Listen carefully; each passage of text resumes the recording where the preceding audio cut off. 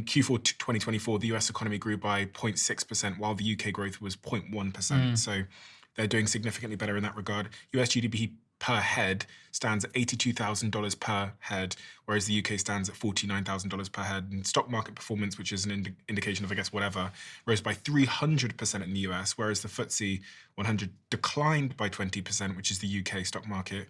Productivity growth since 2018, productivity increased by 30% in the United States, which has outpaced the UK. And lastly, income growth. Since 2007, American income per head has increased by 72%, while it has decreased by 2% in the UK in dollar terms. So they seem to be doing better if you just look at the economy.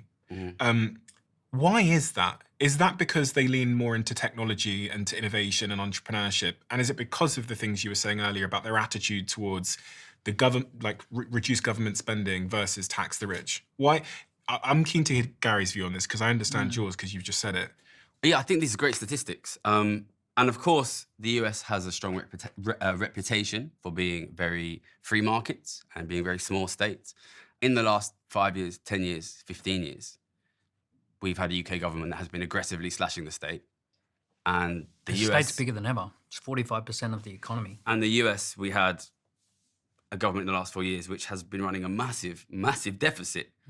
So in that period of time, it appears the government which has been aggressively increasing its deficit has massively overperformed the government which has been aggressively slashing the state.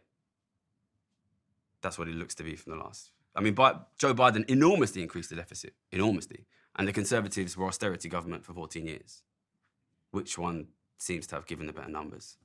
Well, I mean, they were austerity in name only. They went from 30%, the state was 30% of GDP So do you to think 45% of government GDP. services are better funded now? The government is terrible at doing most things. That's the problem. You don't want You don't government... think that spending on government services has been slashed?